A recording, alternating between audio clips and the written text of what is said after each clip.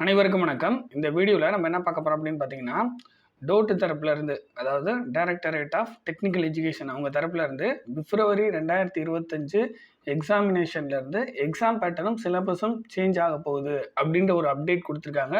ஒரு பெரிய பிடிஎஃப் வந்து கொடுத்துருக்காங்க. ஸோ அதை பற்றி தான் இந்த வீடியோவில் பார்க்க போகிறோம். அந்த பிடிஎஃப்ல இருக்க முக்கியமான விஷயங்கள் எல்லாத்தையும் எக்ஸ்ப்ளனேஷன் கொடுக்க போகிறேன். டோட் வெப்சைட்டுக்குள்ளே ஃபஸ்ட்டு போய்க்கணும். வெப்சைட்டோட அட்ரஸ் சொல்கிறேன் கேளுங்க. dten.gov.in ஓகேங்களா. ஸோ இதில் வந்து பார்த்தீங்கன்னா இங்கே ஃப்ளாஷ் நியூஸ்னு ஓடிக்கிட்டு இருக்கு பாருங்கள். அதுலேயே உங்களுக்கு அது டிஸ்பிளே ஆகும். பிப்ரவரி 2025 சிலபஸ் அப்படின்னு சொல்லிட்டு ஃப்ளாஷ் நியூஸில் டிஸ்பிளே ஆகும். சப்போஸ் அங்கே உங்களுக்கு ஷோ ஆகலை அப்படின்னா நீங்கள் என்ன பண்ணணும், அந்த அப்படியே கொஞ்சம் வெப்சைட்டில் அப்படியே லாஸ்ட்டுக்கு வந்தீங்கன்னா இப்போ இங்கே பாருங்கள், இங்கே டிஸ்பிளே ஆகுது பாருங்கள். GT syllabus with effect from February 2025 examination. அதை கிளிக் பண்ணிங்கன்னா இந்த மாதிரி ஒரு பேஜ் ஓப்பன் ஆகும். ஸோ இதை வந்து ஓப்பன்னு கொடுத்தீங்கன்னா உங்களுக்கு பிடிஎஃப் வந்து ஓப்பன் ஆயிரும். ஆல்ரெடி நான் டவுன்லோட் பண்ணிட்டேன், உங்களுக்காக மறுபடியும் டவுன்லோட் பண்ணி காட்டினேன். ஸோ இதுதாங்க அவங்க கொடுத்துருக்க syllabus, new syllabus with new exam pattern. Syllabus for commerce சப்ஜெக்ட்ஸ்னு கொடுத்துருக்காங்க பாருங்கள். With effect from February 2025 examination. So இவங்க வந்து யாருக்கிட்டையும் ஒப்பீனியன்லாம் கேட்கல. ஜென்ரலாக நான் சொல்கிறேன், இவங்க வந்து இதுதான் சிலபஸ், இதுதான் எக்ஸாம் பேட்டர்ன்னு சொல்லி அப்டேட்டே பண்ணிட்டாங்க.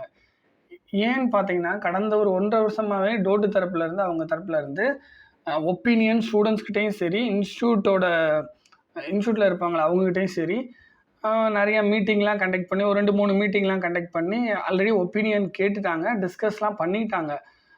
ஏற்கனவே வந்து பார்த்திங்கன்னா கடந்த 1.5 வருஷமாகவே இப்போ வந்து இந்த சிலபஸ் வந்துடும், அப்போ வந்து இந்த சிலபஸ் வந்துடும், இப்போ புது எக்ஸாம் பேட்டர்ன் மாற்றிடுவோம் அப்படின்னு சொல்லிட்டு ஒரு 1.5 வருஷமாகவே இது நடந்துக்கிட்டு இருக்குது. இவங்க திடீர்னுலாம் டக்குன்னுலாம் வெளியிடலை. இதெல்லாம் ஒப்பீனியன்லாம் கேட்டிருக்காங்க, இந்த மீட்டிங்லாம் நடத்தியிருக்காங்க, கமிட்டிலாம் போட்டிருக்காங்க, நிறைய நடந்திருக்கு. அது ரொம்ப நாளுக்கு அப்புறம் தான், ஒரு 1.5 வருஷம் கழிச்சு தான் அவங்க வந்து இந்த முடிவுக்கு வந்திருக்காங்க. இப்போ வந்து ஒப்பீனியன் கேட்கல, இதுதான் சிலபஸ்ன்னு சொல்லிட்டாங்க. ஏன்னா 1.5 வருஷமாக ஒப்பீனியன் கேட்டு முடிச்சுட்டாங்க. இப்போ வந்து என்ன அப்படின்னு பார்த்தீங்கன்னா, இதுதான் சிலபஸ் 2025 பிப்ரவரிலேருந்து எஃபெக்ட் ஆக போகுது அப்படின்னு சொல்லிட்டாங்க. ஓகே, இது வந்து நல்லதா கெட்டதா அப்படின்ற அந்த விஷயத்தை பற்றி நான் பேசலை. அவங்க சிலபஸில் என்னென்ன சேஞ்சஸ் கொண்டு வந்திருக்காங்க, எக்ஸாம் பேட்டர்ன் வந்து எப்படி சேஞ்ச் பண்ணியிருக்காங்கன்றதை மட்டும்தான் இப்போ நம்ம பேச போகிறோம். ஓகேங்களா. இதில் இருக்க பாசிட்டிவ் நெகட்டிவ்லாம் நான் வந்து சொல்ல வரல. ஓகேங்களா. இது வந்து ஸ்டூடெண்ட்ஸ் நிறைய பேர்த்துக்கு இது வந்து விருப்பம் இல்லாமல் இருக்கலாம். ஸோ அவங்க வந்து நினைக்கலாம், மறுபடியும் நம்ம வந்து சொன்னால் டவுட் ஏற்றுக்கிறதுக்கு வாய்ப்பு இருக்குதுன்னு நினைக்கலாம். அது எவ்வளோ தூரம் சாத்தியமாக இருக்கும் என்னன்றது தெரியல. பட் ட்ரை பண்ணுறவங்க ட்ரை பண்ணி பாருங்கள். பட் எந்த அளவுக்குன்னு தெரியல. ஏன்னா இவங்க இதுதான் சிலபஸ்ன்னு சொல்லியே போட்டாங்க. ஒப்பீனியன், அதை மறுபடியும் இந்த வார்த்தையை சொல்லிக்கிட்டே இருக்க, ஒப்பீனியன்னு அவங்க கேட்கல. இது வந்து சிலபஸ் பிப்ரவரி 2025 இதுதான் நடக்க போகுது அப்படின்னு சொல்லிக்கிட்டாங்க. ஸோ இதை வந்து சேஞ்ச் பண்ணுறதுக்கான வாய்ப்புகள் எனக்கு தெரிஞ்ச வரைக்கும் நான் சொல்கிறேன், கண்டிப்பாக சேஞ்ச் பண்ணுறதுக்கான வாய்ப்புகளே இல்லை. ஏன்னா இதுக்கு முன்னாடி வரைக்கும் கடந்த 1.5 வருஷமாக நான் என்ன சொல்லிக்கிட்டு இருந்தேன்னா, இது வந்து ஒப்பீனியன் கேட்டிருக்காங்க, இது வந்து கண்டிப்பாக வருமா வராதா அப்படின்றது தெரியல, இது வரலாம் வராமையும் போகலாம் அப்படின்னு தான் நம்ம இவ்வளோ 1.5 வருஷமாக பேசியிருக்கோம். பட் இந்த டைம் வந்து அப்படி பேச முடியல. ஏன்னா இவங்க வந்து with effect from February 2025 examination, யார்கிட்ட ஒப்பீனியன்லாம் கேட்கல, இதான் சிலபஸ்ன்னு சொல்லி, இதான் எக்ஸாம் பேட்டர்ன் சொல்லி வெப்சைட்டில் போட்டாங்க. ஸோ அப்படி இருக்கிறப்ப இனிமேல் வந்து சேஞ்சஸ் பண்ணுவாங்களான்னு கேட்டிங்கன்னா, இந்த வந்திருக்கக்கூடிய நியூ சேஞ்சஸ் கண்டிப்பாக அப்ளிகபிள் ஆகும் அப்படின்றது என்னோட ஒரு கருத்தாக இருக்குது. அப்படி தான் நடக்கும்னு நினைக்கிறேன். அவ்வளோதான், மாறிடுச்சு, முடிஞ்சிடுச்சு. இதை வந்து எப்படி சொல்கிறது, இப்படி மாறிடுச்சு, 100% மாறிடுச்சுன்னு நான் நினைக்கிறேன். ஒருவேளை அப்படி 100% மாறிடுச்சு அப்படின்னா நம்ம அதை வேறு வழி இல்லை, ஏற்றுக்கிட்டு தான் ஆகணுன்ற அந்த சூழ்நிலைக்கு நம்ம வந்து தான் ஆகணும். ஓகே, இப்போ நம்ம வந்து பேசுவோம் சிலபஸ் பற்றி.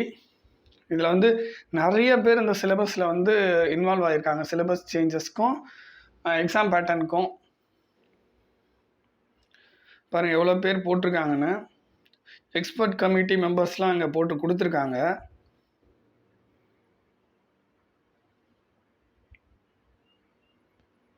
ஸோ இண்டெக்ஸ் பேஜ் கொடுத்துருக்காங்க, எந்த பேஜில் இருக்குது. அக்கௌண்டன்சி பற்றி பார்த்தீங்கன்னா ஒரு 3வது பேஜில் இருக்குது. Accountancy junior grade first page, accountancy senior grade 2வது page, shorthand junior grade 5வது பேஜ். இப்போ வந்து நம்ம இதில் முக்கியமாக நம்ம பார்க்க போகிறது ஷார்ட் ஹேண்ட் டைப்ரைட்டிங் தான் பார்க்க போகிறோம். ஃபஸ்ட்டு ஷார்ட் ஹேண்ட் பார்த்துருவோம்.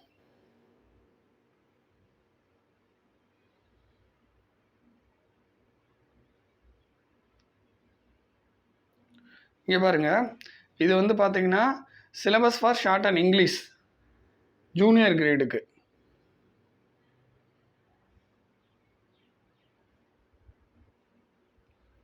இப்போ ஜூனியர் கிரேடு ஓகேங்களா, English shorthand junior grade பற்றி பார்ப்போம்.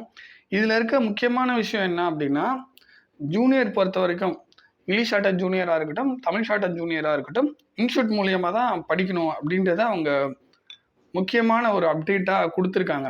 அதாவது எப்படி சொல்கிறதுனா, இது ஸ்டூடெண்ட்ஸ் மத்தியிலையும் இன்ஸ்டியூட் மத்தியிலையும் இருக்கக்கூடிய இது ஒரு முக்கியமான அப்டேட்டு. இங்கே பார்த்தீங்கன்னா உங்களுக்கு தெரியும். இங்கே பாருங்கள், டெக்னிக்கல் அதாவது எஜுகேஷனல் குவாலிஃபிகேஷன் பாருங்கள், பாஸ் இன் எஸ்எஸ்எல்சி.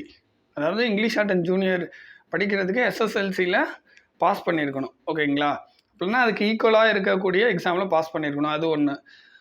அதுக்கப்புறம் candidates are permitted only through approved institutes for junior grade.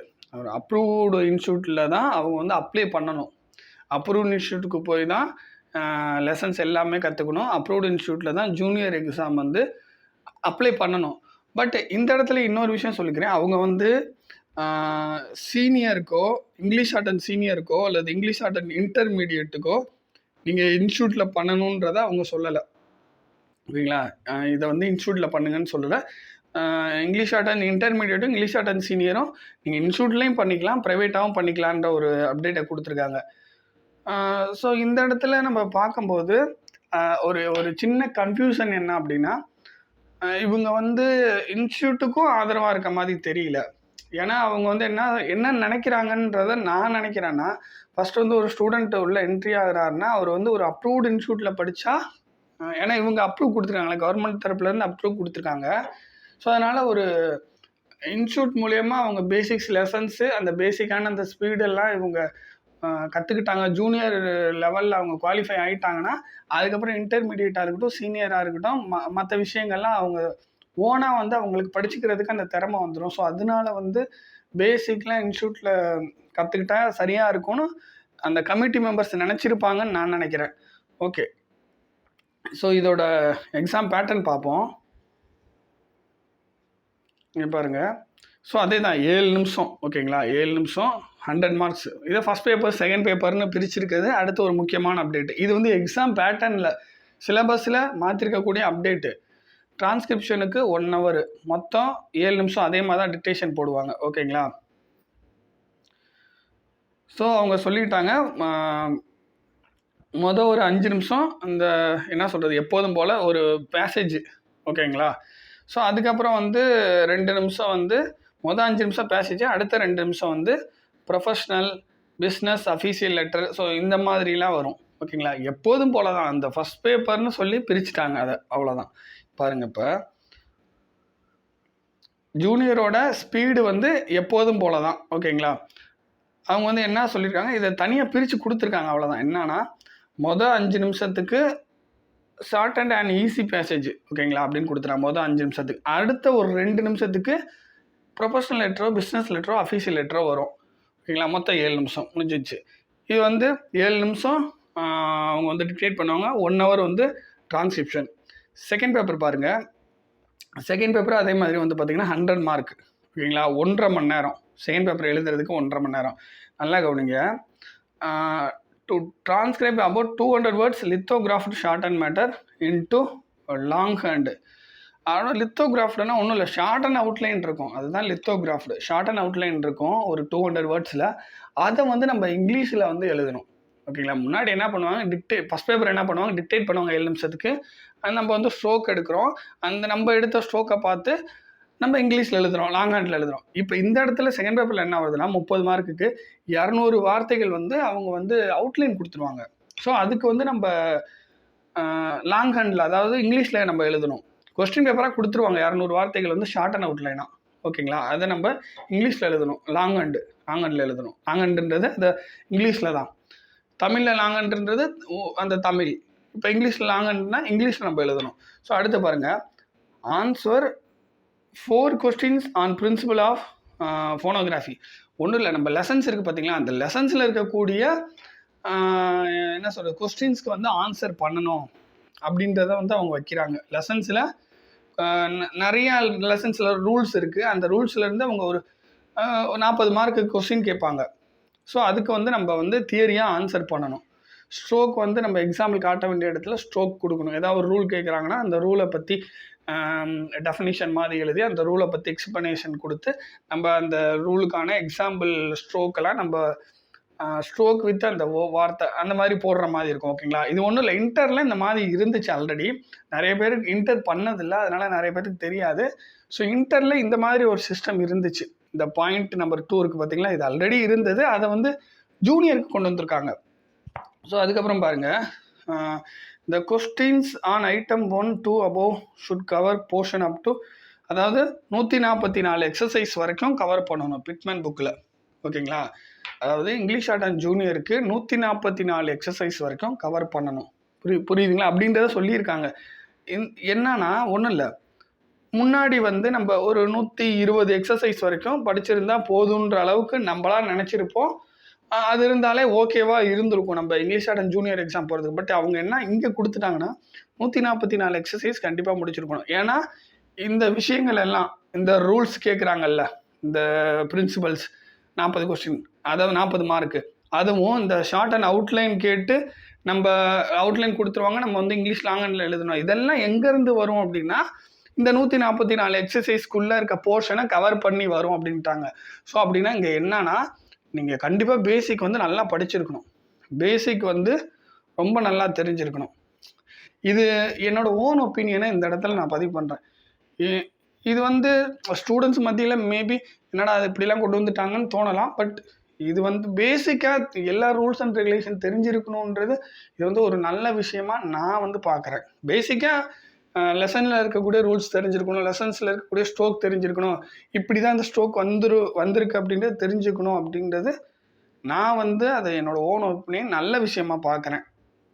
அதே மாதிரி ஷார்ட் அண்ட் அவுட்லைன் அவங்க கொடுத்துட்டு அந்த அவுட்லைனுக்கு நம்ம வந்து அந்த லாங் ஹேண்டில் எழுதுறதும் அது ரூல் படி அவங்க இந்த ஸ்ட்ரோக்லாம் கொடுத்துருவாங்க. ஸோ இந்த இடத்த சொல்லிகிட்டு இருக்கேன், அதாவது ரூல் படி அவங்க ஸ்ட்ரோக் கொடுத்துருவாங்க. ஸோ அதை நம்ம வந்து லாங் ஹேண்டில் கன்வெர்ட் பண்ணணும், அதாவது ஷார்ட் ஹேண்டில் கொடுத்துருவாங்க, நம்ம இங்கிலீஷில் எழுதணும். ஸோ இதுவும் ஒரு நல்ல விஷயமா நான் பார்க்குறேன். ஸோ ஓகே, அடுத்து வந்து கொடுத்துருக்காங்க long hand to short hand. ஓகேங்களா, அதாவது அவங்க ஒரு பேசேஜ் கொடுத்துருவாங்க. ஸோ ஃபார் எக்ஸாம்பிள் இது ஒரு பேசேஜ்னு வச்சுக்கோங்க, ஒரு 4 லைன், இது ஒரு பேசேஜ், இந்த மாதிரி ஒரு எவ்வளோ கொஞ்சம் கொடுத்துருவாங்க, ஒரு பேசேஜோ இல்லை அதாவது ஒரு 10 லைனோ ஒரு 5 லைனோ கொடுத்துருவாங்க. அதுக்கு வந்து 30 மார்க்கு. அதை நம்ம ஷார்ட் அண்ட் அவுட்லைனாக நம்ம எழுதணும். இது நம்ம யோசிச்சு போட்டுக்கலாம்ல. இப்போ அவங்க கடகடன் வாசிக்கும் போது நம்ம அந்த ஸ்பீடில் நம்ம எழுதணும், ஃபஸ்ட் பேப்பர் சொல்கிறேன். பட் இங்கே அப்படி இல்லை, உங்களுக்கு இதை பார்த்து நீங்கள் அப்படியே ஸ்ட்ரோக் போடுறது உங்களுக்கு ஈஸியாக தான் இருக்கும்னு நான் நினைக்கிறேன். ஸோ இங்கே என்ன சொல்ல வராங்கன்னா, பேசிக் நல்லா ஸ்ட்ராங்காக இருக்கணுன்றது இங்கே நல்லா தெளிவாக சொல்ல வராங்க. பேசிக் வந்து நீங்கள் ஜூனியர் படிக்கிறீங்கன்னா உங்களுக்கு ரூல்ஸ் அண்ட் ரெகுலேஷன் நல்லா பேசிக் தெரிஞ்சிருக்கணும் அப்படின்றத அவங்க சொல்கிறாங்க. ஸோ அதுக்கப்புறம் பாஸ் கிரைட்டீரியா பார்த்துருவோம். ஒன்றும் இல்லை, இதெல்லாம் சிம்பிளாக எக்ஸ்ப்ளனேஷன் கொடுத்துட்டு போயிடுறேன். ஒன்றும் இல்லைங்க, ஃபஸ்ட் பேப்பர் செகண்ட் பேப்பர்னு இருக்குது. ஓகேங்களா, ஃபஸ்ட் பேப்பரில் கண்டிப்பாக 35 எடுத்துடணும், செகண்ட் பேப்பரில் கண்டிப்பாக 35 எடுத்துடணும். பட் டோட்டலாக வந்து கூட்டி பார்க்கும்போது உங்களுக்கு 90 வரணும். ஸோ அப்படின்னா நீங்கள் ஒரு சப்ஜெக்டில் ஒரு 45, இன்னொரு சப்ஜெக்டில் ஒரு 45 எடுத்திருந்தீங்கன்னா பாஸு. இப்போ ஃபஸ்ட் பேப்பரில் 35 எடுத்துகிட்டு செகண்ட் பேப்பரில் ஒரு 55 எடுத்திருந்தா பாஸு. ஸோ 55 35 எவ்வளோ ஆச்சு, 90 ஆச்சு. ஸோ மொத்தமாக டோட்டல் பண்ணும்போது 90 வரணும். ஆனால் ஒரு சப்ஜெக்டில் கண்டிப்பாக 35க்கு குறையாமல் வரணும். இதை தான் சொல்ல வராங்க. First class second class third கிளாஸ்லாம் கொடுத்துருக்காங்க. மொத்தமாக 2 பேப்பரை சேர்த்து, ஓகேங்களா, 2 பேப்பரை சேர்த்து 150க்கு மேலே இருந்தீங்கன்னா டிஸ்டிங்ஷன். ஒரு 120லேருந்து 149க்குள்ளே இருந்தீங்கன்னா ஃபஸ்ட் கிளாஸு, 90லேருந்து 119க்குள்ளே இருந்தீங்கன்னா செகண்ட் கிளாஸு. 2 பேப்பரை கூட்டி வரக்கூடிய மார்க் இந்த மாதிரி இருந்தால் இந்த கிளாஸ்ன்றதை கொடுத்துருக்காங்க. இது ஆல்ரெடி இருந்தது தான். ஓகேங்களா, ஸோ அதுக்கப்புறம் இந்த எஜுகேஷன் டெக்னிக்கல் கொஷின் கண்டிப்பாக இன்ஸ்டியூட் மூலியமாக தான் அப்ளை பண்ணணும். இங்கிலீஷ் ஷார்ட் அண்ட் ஜூனியராக இருக்கட்டும், தமிழ் ஷார்ட் அண்ட் ஜூனியராக இருக்கட்டும், இன்ஸ்டியூட் மூலியமாக தான் அப்ளை பண்ணணும். ஸோ ஒரு கேண்டிடேட் வந்து என்னன்னா, இப்போ ரூல்ஸ் அண்ட் ரெகுலேஷன் நல்லா தெரிஞ்சுப்பார். ஓகேங்களா? ஸ்ட்ரோக்கு கொடுத்தா அதுக்கு வந்து கரெக்டாக இங்கிலீஷ் வார்த்தை எழுத கற்றுக்குவார். இங்கிலீஷ் வார்த்தை கொடுத்தா கரெக்டாக ஸ்ட்ரோக் போட நல்லா நீட்டாக எல்லாமே பேசிக் எல்லாமே கற்றுக்கிட்டு ஸ்பீடையும் நல்லா லேர்ன் பண்ணிக்கிட்டு அடுத்த லெவல் இன்டருக்கு வந்துடுவாங்க. அதுக்கப்புறம் சீனியருக்கு வந்துடுவாங்க. ஸோ பேசிக் கற்றுக்கிட்டா நீங்களே ஓனாக ஸ்பீடை வந்து கற்றுக்குங்க அப்படின்றாங்க. நீங்கள் வந்து இன்ஸ்டியூட் மூலியமாகவும் போடலாம், அல்லது வந்து ப்ரைவேட்டாகவும் போடலாம். எது இன்டருக்கும் சீனியருக்கும். ஸோ அதுக்கப்புறம் பாருங்கள், இன்டர்மீடியட் என்ன பண்ணியிருக்காங்கன்னா, நார்மலாக அதே தான். இப்போ நான் அங்கே ஜூனியர் ஃபஸ்ட் பேப்பருக்கு என்ன சொன்னனோ, ஜூனியரில் இங்கிலீஷ் ஆர்ட் அண்ட் ஜூனியருக்கு ஃபஸ்ட் பேப்பருக்கு என்ன சொன்னனோ அதே தான் இங்கே. என்ன 100 வேர்ட்ஸ் பெர் மினிட்ஸ் இங்கே. ஜூனியருக்கு 80 வேர்ட்ஸ் பெர் மினிட்ஸ். இப்போ இன்டர்மீடியட் 100 வேர்ட்ஸ் பெர் மினிட்ஸ். இதுக்கு டிக்டேஷன் வந்து அதே 7 நிமிஷம் தான். இதை நம்ம டிரான்ஸ்கிரைப் பண்ணதுக்கு 1.25 மணி நேரம் கொடுத்துருக்காங்க. ஜூனியருக்கு 1 மணி நேரம், இன்டர்மீடியட்டுக்கு 1.25 மணி நேரம். ஸோ அதுக்கப்புறம் செகண்ட் பேப்பர் பாருங்கள். ஸோ டிக்டேஷன் வந்து 4 நிமிஷம் போடுவாங்க. ஓகேங்களா? இங்கே பாருங்கள், மொத்தமாக செகண்ட் பேப்பருக்கு 1 மணி நேரம் 45 நிமிஷம், 1.25 மணி நேரம். இங்கே பாருங்கள், இந்த 4 நிமிஷம் டிக்டேஷன் இருக்குது பார்த்தீங்களா?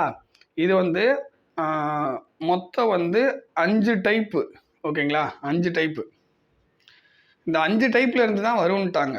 புரியுதுங்களா? இந்த 5 டைப்லேருந்து 3 வரும்ட்டாங்க. புரியுதுங்களா? அதாவது மொத்தம் 4 நிமிஷம் டிக்டேஷன், ஒவ்வொன்றும் 100 வேர்ட்ஸ் பெர் மினிட்ஸ். மொத்தம் வந்து 5 ஃபார்மேட் கொடுத்துருக்கோம். இந்த 5 ஃபார்மேட்லேருந்து 3 ஃபார்மேட்டை நாங்கள் கேட்போன்றாங்க. ஃபஸ்ட்டு வந்து அஃபீஷியல் பிஸ்னஸ் ஆர் ப்ரொஃபஷனல், அந்த மாதிரி லெட்டர்ஸ், அந்த மாதிரி கரஸ்பாண்டன்ஸில் வந்துடும். அப்புறம் இங்கே வந்து சொல்கிறது டெண்டர் நோட்டீஸ், இங்கே அட்வர்டைஸ்மெண்ட்டு, பெட்டிஷனு, ஐ விட்னஸ், இது ஆல்ரெடி இருக்கிறது தான். ஓகேங்களா? என்ன இப்போ இதில் வந்து official business or professional correspondence இது வந்து அந்தளவுக்கு வந்ததில்லை, எப்பயாவது தான் வரும். இப்போ வந்து அவங்க டைரெக்டாக கொடுத்துருக்காங்க. Mostly tender notice, advertisement, petition, eyewitness இதில் வந்துடும். எப்போயாவது ஒரு சில டைம் இந்த அஃபீஷியல் பிஸ்னஸ், ப்ரொஃபஷனல் லெட்டர், இந்த மாதிரி விஷயங்கள் எப்போயாவது வரும். ஓகே, இப்போ அதுக்கப்புறம் வேறு என்ன கொடுத்துருக்காங்கன்னா, இதில் எல்லாத்துலேயுமே அவங்க என்ன சொல்லியிருக்காங்க, unfamiliar terms and names should be அவாய்டுன்றதை கொடுத்துருக்காங்க. ஃபெமிலியர் இல்லாத வார்த்தைகள், ஃபெமிலியர் இல்லாத நேம்ஸ் எல்லாம் அவாய்ட் பண்ணணுன்றதை சொல்லியிருக்காங்க. இங்கே பாருங்கள், இது வந்து எலாபரேஷன் 4 மினிட்ஸுங்களா? அதுக்கு வந்து பார்த்தீங்கன்னா 80 மார்க்கு. ஓகேங்களா? 4 மினிட்ஸ், மொத்தம் 3 கொஸ்டின், 80 மார்க்கு. மேபி ஒரு கொஸ்டினுக்கு 20, இன்னொரு கொஸ்டினுக்கு ஒரு 30, இன்னொரு கொஸ்டினுக்கு ஒரு 30. ஸோ 80 இந்த மாதிரி வருது. ஸோ அவங்க எப்படி வேணாலும் வைக்கலாம். 25, 50 ஆச்சுங்களா? அதுக்கப்புறம் ஒரு 30. ஸோ எந்த ஃபார்மேட்டில் வேணாலும் வைக்கலாம், பட் 80 மார்க் அதுக்கு. அதுக்கப்புறம் பாருங்கள், அதுக்கப்புறம் என்ன சொல்லியிருக்காங்கன்னா, டு ஆன்சர் 3 கொஸ்டின், 3 கொஸ்டின் வந்து பிரின்சிபல்ஸில், ரூல்ஸ் அண்ட் ரெகுலேஷன்லேருந்து, பிட்மேன் ஷார்ட் அண்ட் புக் இருக்குல்லங்கள, அதுலேருந்து கேட்பாங்க. இதில் என்ன சொல்லியிருக்காங்கன்னா, எக்ஸசைஸ் 187 வரைக்கும்.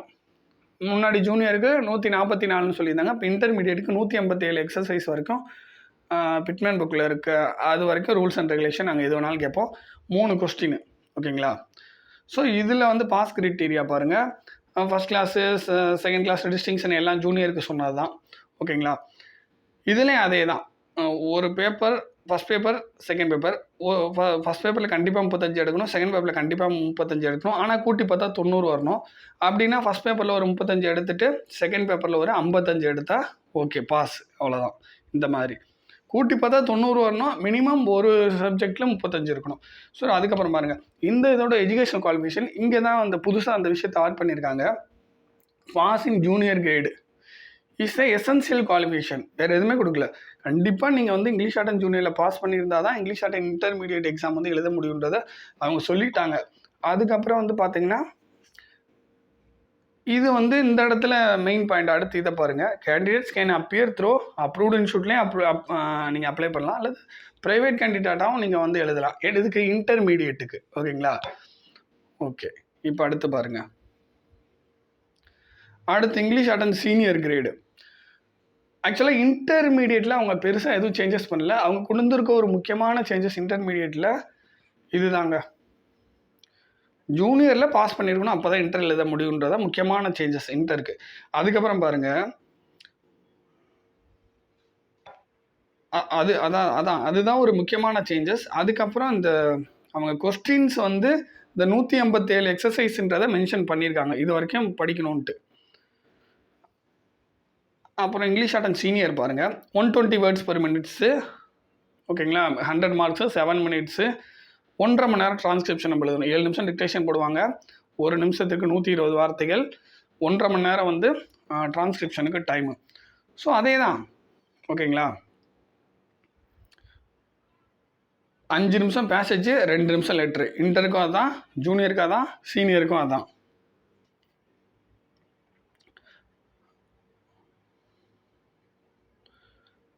அதுக்கப்புறம் பாருங்கள் செகண்ட் பேப்பர் பாருங்கள். செகண்ட் பேப்பர் கொஞ்சம் லைட்டாக மாற்றிருக்காங்க.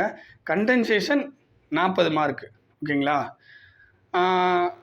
அதான் 5 நிமிஷம் வந்து போடுவாங்க. டிக்டேஷன் 5 நிமிஷம், ஓகேங்களா, 40 மார்க்கு. ஸோ ஆல்ரெடி இருக்கிறது தான் இது, ஓகேங்களா. ஸோ என்ன சொல்லியிருக்காங்க, மேட்டர் வந்து எப்படி இருக்கணும்னா, நம்ம வந்து கண்டென்சேஷன் பண்ணுறது summarised report, indirect form of speech. இது ஆல்ரெடி இருக்கிறது தான், இருந்தாலும் உங்களுக்கு எக்ஸ்ப்ளனேஷன் கொடுக்குறேன். ஹெட்டிங்லாம் போட்டு பேராகிராஃப்லாம் பிரித்து சப்ஹெட்டிங்லாம் போட்டு நீட்டாக ஒரு ஃபார்மேட்டில் சம்மரைஸ்டு ரிப்போர்ட்டாக இருக்கணும் கண்டென்சேஷன்ன்றது என்ன, சுருக்கி எழுதுறது. அவங்க நிறையா கொடுத்துருப்பாங்க, அதில் தேர்டில் 1/3 3 பங்கில் 1 பங்காக சுருக்கி எழுதணும். அதுக்கு ப்ராப்பராக ஹெட்டிங், மெயின் ஹெட்டிங் போட்டு சப்ஹெட்டிங்லாம் போட்டு ப்ராப்பராக எழுதணும்னு சொல்லியிருக்காங்க. அவங்க இந்த இடத்துல என்ன சொல்லி கண்டிப்பாக ஹெட்டிங் போடணுன்றதை மென்ஷன் பண்ணியிருக்காங்க. ஸோ நீங்கள் ஹெட்டிங் போடாமல் நீங்கள் பாட்டில் எழுதுனீங்கன்னா இங்கே மார்க்கு கம்மியாகும். ஸோ அதனால் ஹெட்டிங்லாம் போடணும், ஓகேங்களா. So indirect form of speech, ஒருத்தர் பேசுகிறாங்க அப்படின்னா அவங்க பேசுனதில் உள்ள முக்கியமான விஷயங்களை நீங்கள் பேசுகிற மாதிரி, ஓகேங்களா. நீங்கள் வந்து ஒரு தேர்ட் பர்சன் பேசுகிற மாதிரி நீங்கள் வந்து கண்டென்சேஷன் எழுதணும், ஓகேங்களா. அவங்க பேசுனது அப்படியே எழுதாமல் சில வார்த்தைகளாம், இது ஆல்ரெடி இருந்ததான், இருந்தாலும் உங்களுக்கு எக்ஸ்ப்ளனேஷன் கொடுக்குறேன், அவ்வளோதான்.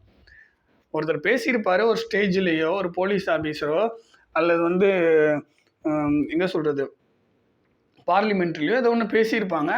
அந்த பேசுனதை வந்து அவங்க பேசுனதை நம்ம வந்து சொல்லாமல் அவங்க பேசுனதை நம்மளோட ஓன் ரைட்டிங்கில் எழுதணும், அந்த கண்டென்ட் வரணும், ஓகேங்களா. ஸோ அதான்.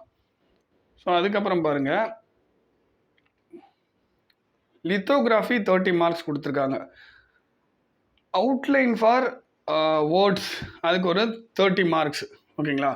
ஒன்றும் இல்லை, நல்லா கவனிங்க. இந்த இடத்துல லித்தோகிராஃபின்றது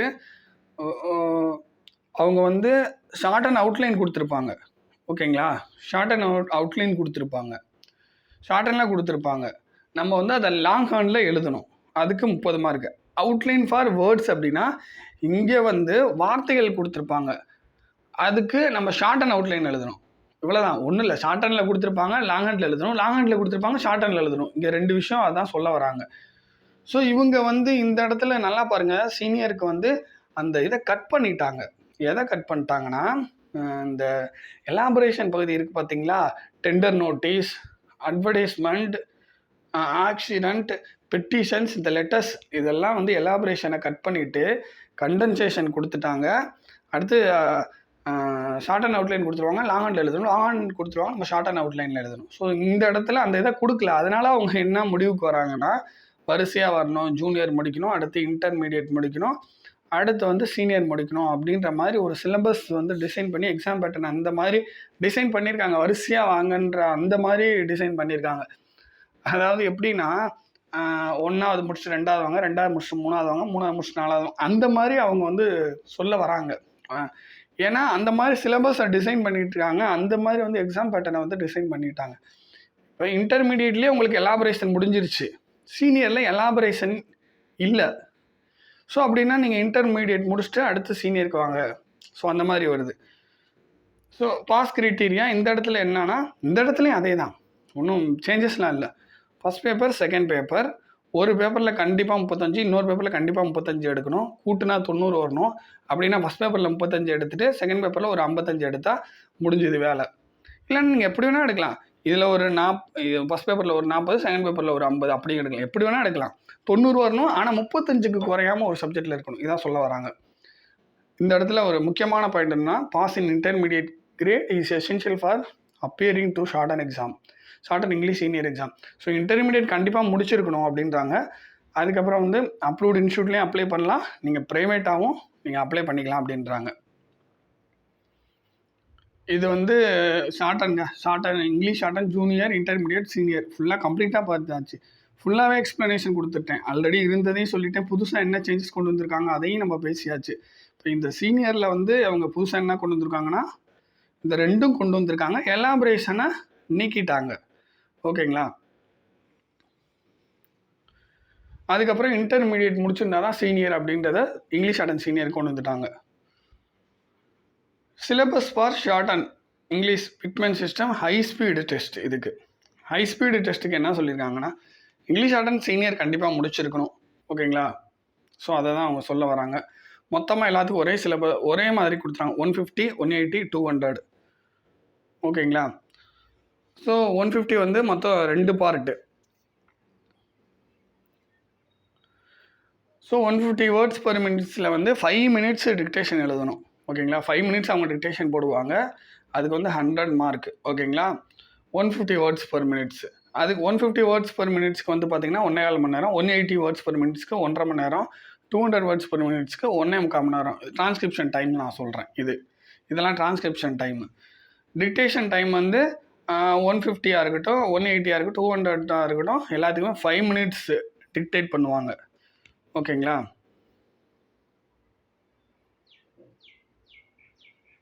இந்த இடத்துல இதெல்லாம் கொடுத்துருக்காங்க. Including public speeches, proceeding of legislatures, debates or other matters usually encountered in the course of journalist reporting. So கொஞ்சம் பேசேஜ் டஃப்பாக இருக்குன்ற மாதிரி சொல்ல வராங்க. It shall be of a following nature and shall not be too technical. ரொம்ப டெக்னிக்கலாக இருக்காது, ஒரு ஆவரேஜாக இருக்கும் அப்படின்றாங்க.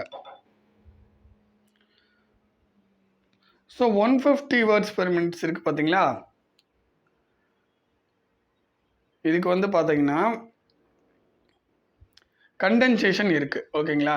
கண்டென்சேஷன் இருக்குது. பட் 180க்கும் 200க்கும் கண்டென்சேஷன் கிடையாது. 150 வேர்ட்ஸ் பெர் மினிட்ஸ்க்கு மட்டும் ஃபஸ்ட் பேப்பரும் இருக்குது, செகண்ட் பேப்பரும் இருக்குது. 180க்கும் 200க்கும் செகண்ட் பேப்பர் கிடையாது. இதெல்லாம் ஆல்ரெடி இருந்தது தான். ஸோ பாஸ் கிரைட்டீரியா அதே தான், சேம் தான். 150 வேர்ட்ஸ் பெர் மினிட்ஸுக்கு 2 பேப்பர் இருக்குங்களா, அதே தான். 35 எடுக்கணும், கூட்டுனா 90 வரணும். அப்போனா ஃபஸ்ட் பேப்பரில் ஒரு 35, செகண்ட் பேப்பரில் ஒரு 55 எடுத்திங்கன்னா கூட்டினா 90 வந்துடும். 200 வேர்ட்ஸ் அதே மாதிரி இந்த இதெல்லாம் சேம் தான். 2 பேப்பர்லையும் கூட்டினா இந்தந்த மார்க் வந்தால் distinction first class second class சொல்லிட்டாங்க. 180க்கும் 200 வேர்ட்ஸ் பெர் மினிட்ஸும் பாருங்கள். ஸோ இது வந்து 45 மார்க் இருக்கணும் பாஸ் ஆகிறதுக்கு, 180க்கும் 200க்கும். ஓகேங்களா? 75க்கு மேலே இருந்தால் டிஸ்டிங்ஷன், 60க்கு மேலே 74க்குள்ளே இருந்தால் ஃபஸ்ட் கிளாஸு, 45க்கு மேலே 59க்குள்ளே இருந்தால் செகண்ட் கிளாஸு. இவங்க என்ன போட்டிருக்காங்கன்னா பாஸ் இன் சீனியர் கிரேடு. ஓகேங்களா? ஜென்ரலாக என்ன சொல்லிட்டாங்க, சீனியர் கிரேடு இருந்துச்சுன்னா நீங்கள் 150 எழுதலாம், 180 எழுதலாம், அல்லது 200 எழுதலாம் அப்படின்றாங்க. இது எப்படின்னு தெரியல. ஸோ அந்த மாதிரி உங்கள் வார்த்தையில் மென்ஷன் பண்ணியிருக்காங்க. இது நம்ம 150 இருக்கட்டும், 180 இருக்கட்டும், அல்லது 200 இருக்கட்டும், எல்லாமே வந்து நீங்கள் அப்ரூவ்டு இன்ஸ்டியூட் மூலியமாக அப்ளை பண்ணலாம், அல்லது ப்ரைவேட்டாகவும் நீங்கள் அப்ளை பண்ணலான்னு சொல்லிட்டாங்க. பட் எனக்கு இந்த விஷயம் லைட்டாக டவுட்டாக இருக்குது. ஏன்னா pass in senior grade is the essential qualification for appearing in any high ஸ்பீடுன்ட்டாங்க. அப்படின்னா 120 வேர்ட்ஸ் பெர் மினிட்ஸ் நீங்கள் பாஸ் ஆகிருந்தால் 200 கூட எழுதலான்ற மாதிரி தானே மீனிங் வருது இந்த இடத்துல. ஸோ ஓகேங்க. ஸோ அதுக்கப்புறம் வந்துடுவோம். இதில் வந்து தமிழ் ஷார்ட் அண்ட் இங்கிலீஷ் ஷார்ட் ஹேண்டுக்கு என்ன சொன்னனோ அதே தான் தமிழ் ஷார்ட் ஹேண்டுக்கு. நல்லா கவனிங்க. தமிழ் ஷார்ட் ஹேண்டுக்கு வந்து பார்த்தீங்கன்னா ஜூனியர் கிரேடுக்கு டிரான்ஸ்கிரிப்ஷனுக்கு 1.25 மணி நேரம் time, 70 words per minutes junior கிரேடுக்கு. ஸோ அதே 7 நிமிஷம் போடுவாங்க, 70 வேர்ட்ஸ் பெர் மினிட். இதுவே சீனியர் கிரேடுக்கு 90 வேர்ட்ஸ் பெர் மினிட்ஸு 7 நிமிஷம் போடுவாங்க. ஓகேங்களா? இதில் வந்து ஜூனியர் கிரேடுக்கு ஃபஸ்ட் பேப்பருக்கு அதாவது ஸ்பீடுக்கு 1.25 மணி நேரம் கொடுக்குறாங்க டிரான்ஸ்கிரிப்ஷனுக்கு. ஸோ செகண்ட் பேப்பர் ஸோ அதே தான் கொடுத்துருக்காங்க. அங்கே ஜூனியருக்கு என்னவோ அதே தான், 30 mark 40 mark 30 mark second paper அப்படி பிரிச்சிருக்காங்க. சுருக்கெழுத்தை விரிவெழுத்தில் எழுதணும். ஷார்ட் அண்ட் அவுட்லைனாக நீங்கள் தமிழில் எழுதணும். ஓகேங்களா? 200 சொற்கள் 200 வார்த்தைகளுடைய ஒரு பேசேஜ் இருக்கும். அது ஷார்ட் ஹேண்டில் கொடுத்துருப்பாங்க, நீங்கள் தமிழில் எழுதணும். ஓகேங்களா? அடுத்து சுருக்கெழுத்து பற்றிய விதிகள், வினாக்கள் ஒரு 4 வினாக்கள் கொடுப்பாங்க. அதுக்கு மொத்தம் 40 மார்க்கு. அதுக்கு நீங்கள் எக்ஸ்ப்ளனேஷன் கொடுக்கணும். அடுத்து விரிவெழுத்திலிருந்து சுருக்கெழுத்தாக மாற்றுதல் மற்றும் சுருக்கெழுத்திலிருந்து விரிவெழுத்தாக மாற்றுதல் மொத்தம் 30 மார்க்கு. ஷார்ட் ஹேண்ட்லேருந்து தமிழுக்கு எழுதணும், தமிழ்லேருந்து ஷார்ட் ஹேண்டுக்கு எழுதணும். ஓகேங்களா? இதுக்கு வந்து 30 மார்க்கு. இந்த இடத்துல எப்போதும் போல தான் கொடுத்துருக்குங்க. 3 எழுத்து சேர்ந்தது ஒரு வார்த்தைன்னு கணக்கு பண்ணிக்குவாங்க தமிழ் பொறுத்த வரைக்கும். ஓகேங்களா? இங்கிலீஷில் அப்படி இல்லை. ஒவ்வொரு வார்த்தையும் எஸ்ன்னு இருந்தாலும் அது ஒரு வார்த்தை, ஏ அப்படின்னு இருந்தாலும் ஒரு வார்த்தை, ஒரு பெரிய வார்த்தையாக இருந்தாலும் ஒரு வார்த்தை இங்கிலீஷில். பட் இங்கே வந்து 3 லெட்டர்ஸ் சேர்ந்தது ஒரு வார்த்தை. ஓகே, அடுத்து பாருங்கள். தேர்ச்சி அளவுகள்லாம் அதே தான். நான் அங்கே இங்கிலீஷ் ஜூனியருக்கு என்ன சொன்னோம் அதே தான் தமிழ் ஜூனியருக்கும். அதாவது எஜுகேஷன் அண்ட் டெக்னிக்கல் குவாலிஃபிகேஷன் அதே தான். அங்கே இங்கிலீஷ் ஜூனியருக்கு என்னவோ அதே தான் தமிழ் ஜூனியருக்கும். 10ஆம் வகுப்பு தேர்ச்சி பண்ணியிருக்கணும், அல்லது அதற்கு ஈக்குவலாக இருக்க எக்ஸாமில் தேர்ச்சி பண்ணியிருக்கணும். கண்டிப்பாக அங்கீகாரம் பெற்ற வணிகவியல் பயிலகத்தில் பயின்ற மாணாக்கர்கள் மட்டுமே அனுமதிக்கப்படுவது. ப்ரைவேட்டு எழுதக்கூடாது. நீங்கள் இன்ஸ்டியூட் மூலியமாக தான் எழுதணுன்றத ஜூனியர் கிரேடுக்கு இங்கிலீஷ்லேயும் சொல்லியிருக்காங்க, தமிழ்லேயும் அதே தான் சொல்லியிருக்காங்க. தமிழ் ஷார்ட்டனுக்கும் அதான், இங்கிலீஷ் ஷார்ட்டனுக்கும் அதான் ஜூனியர் கிரேடுக்கு. அடுத்து பாருங்கள், senior grade 90 words per minutes, 7 நிமிஷம் டிக்டேஷன், மொத்தம் 100 மார்க்கு. இதுக்கு 1.5 மணி நேரம். ஓகேங்களா? 1.5 மணி நேரம் டிரான்ஸ்கிரிப்ஷனு. ஸோ செகண்ட் பேப்பர் வந்து பார்த்திங்கன்னா அதாவது சுருக்கம், கண்டென்சேஷனுக்கு 40 மார்க்கு, எலாபரேஷனுக்கு 60 மார்க்கு.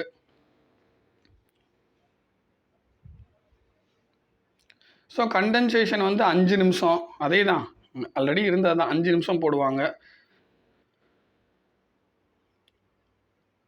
ஸோ எலாபரேஷன் வந்து 4 நிமிஷம் போடுவாங்க. ஓகேங்களா? இங்கே தமிழில் இன்டர்ன்றது கிடையாது, டைரெக்டாக சீனியர், அதனால் இதெல்லாம் கொடுத்துட்டாங்க.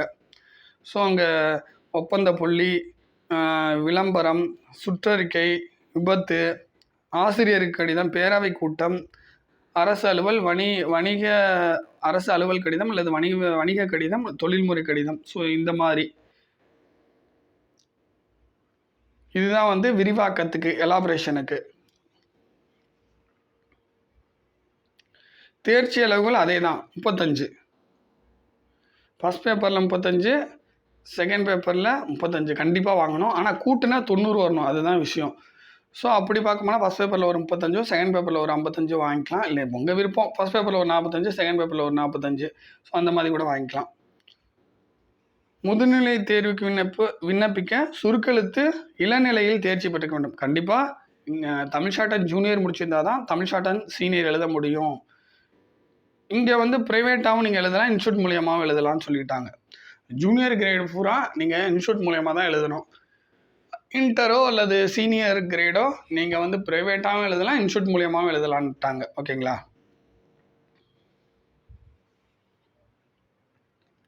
ஸோ அதுக்கப்புறம் வந்து இங்கே வந்து பார்த்தீங்கன்னா ஹை ஸ்பீடு 120, 150, 180 இருக்குது.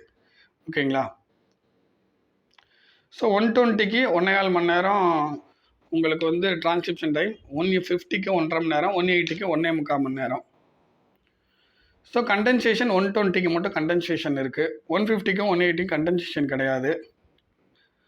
ஸோ 120 ஹை ஸ்பீடுக்கு வந்து பார்த்தீங்கன்னா ஜூனியருக்கும் சீனியருக்கும் இருந்த மாதிரி தான். ஓகேங்களா?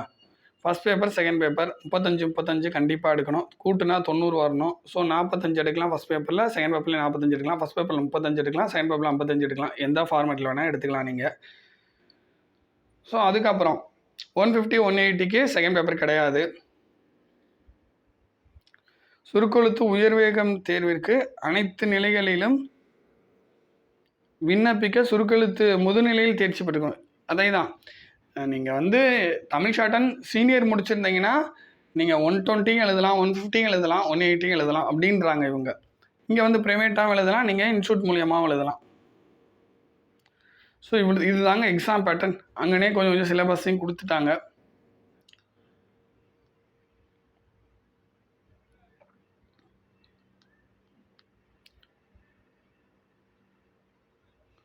ஓகேங்க. ஃபுல்லாக நம்ம ஷார்ட் ஹேண்ட் பற்றி கம்ப்ளீட்டாக நம்ம பார்த்தாச்சு. ஓகேங்களா? இந்த வீடியோ ஃபுல்லாக ஷார்ட் ஹேண்ட் பற்றி பார்த்தாச்சு.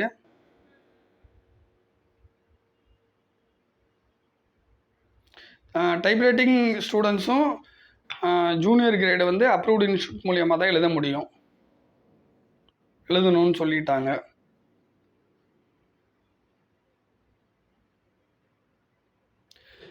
டைப்ரைட்டிங்லேயே அதான் சொல்கிறாங்க. நீங்கள் ஜூனியரில் பாஸ் பண்ணால் தான் சீனியர் வந்து நீங்கள் எக்ஸாம் எழுத முடியும். டைப்ரைட்டிங்க்கு அதை தமிழ் டைப்ரைட்டிங்காக இருக்கட்டும், இங்கிலீஷ் டைப்ரைட்டிங்காக இருக்கட்டும், நீங்கள் ஜூனியரில் பாஸ் ஆனால் தான் நீங்கள் வந்து சீனியர் கிரேடு வந்து எக்ஸாம் எழுத முடியும்ட்டாங்க.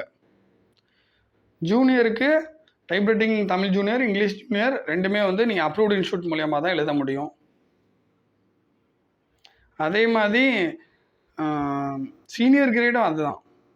சீனியர் கிரேடு டைப்ரைட்டிங் ஃபுல்லாக வந்து இன்ஸ்டியூட் மூலியமாக தான் நீங்கள் வந்து எழுத முடியும். English junior, English senior, Tamil junior, Tamil senior எல்லாமே, அதாவது Tamil junior, Tamil senior, English junior, English senior எல்லாமே வந்து நீங்கள் இன்ஸ்டியூட் மூலியமாக தான் அப்ளை பண்ண முடியும்.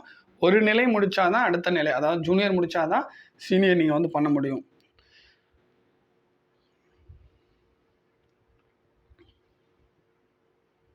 ஸோ ஹை ஸ்பீடுக்கும் டைப்ரைட்டிங் ஹை ஸ்பீடுக்கும் என்ன சொல்லியிருக்காங்கன்னா சீனியர் முடிச்சிருக்கணும். அப்போ தான் நீங்கள் ஹை ஸ்பீடு எக்ஸாம் வந்து எழுத முடியும் அப்படின்றத சொல்லியிருக்காங்க. அப்ரூவ்டு இன்ஸ்டியூட் மூலியமாக தான் எழுத முடியும்னு சொல்லியிருக்காங்க. ஸோ அவ்வளோதாங்க. ஓரளவுக்கு ஒரு கம்ப்ளீட்டாக நான் சொல்லிட்டேன்னு நினைக்கிறேன். இந்த எக்ஸாம் பேட்டர்ன் சேஞ்ச் ஆனதை பற்றியும், அதுக்கப்புறம் வந்து இந்த சிலபஸ் சேஞ்ச் ஆனதை பற்றியும் சில மாற்றங்கள் கொண்டு வந்திருக்காங்க. அதை பற்றியும் உங்களோட கருத்துக்கள் இருந்தால் கமெண்ட்டில் தெரியப்படுத்திங்கன்னா எல்லோரும் தெரிஞ்சுக்குவாங்க. பட் எனக்கு தெரிஞ்சு இதை ஃபைனல் பண்ணிட்டாங்கன்னு நினைக்கிறேன். இதுக்கப்புறம் சேஞ்சஸ் பண்ணுறதுக்கான வாய்ப்புகள் கம்மி தான். பார்ப்போம் என்ன நடக்குதுன்னு. தேங்க்யூ.